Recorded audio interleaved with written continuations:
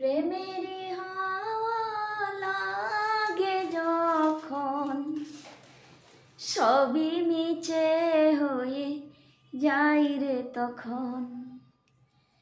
প্রেমেরই হাওয়া লাগে যখন সবই মিছে হয়ে যাই রে তখন।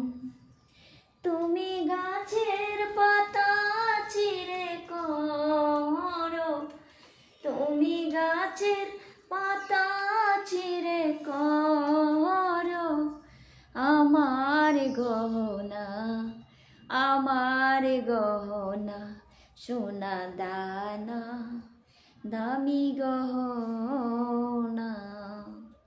বন্ধুরা, আমার গানটা কেমন হলো? আজকের টপিক হলো মজাদার টপিক।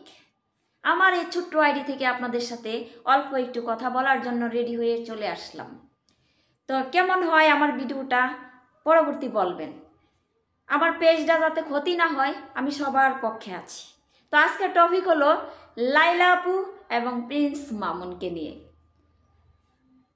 প্রেমে মানে না শাসন, প্রেমে মানে না জাতিকুল, প্রেমে মানে না বয়স, কম বয়স বেশি বয়স, প্রেমে মানে না কালা দলা।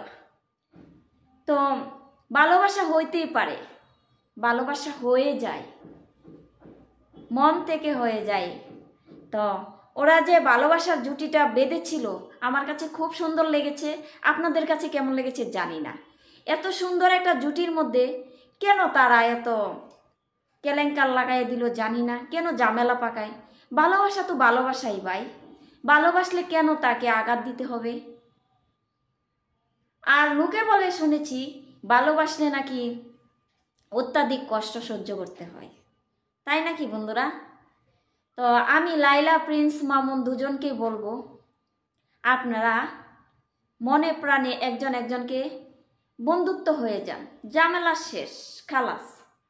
এখন লাইলাপুরে রেখে এত বছর থেকে আপনারা লাইলাপুর সাথে থেকে বসে খেয়ে ওনাকে এত কষ্ট দিবেন। আপনি আরেকটা মেয়ের সাথে রিলেশন করে ফেলেছেন, সেটা সে জেনে গেছে।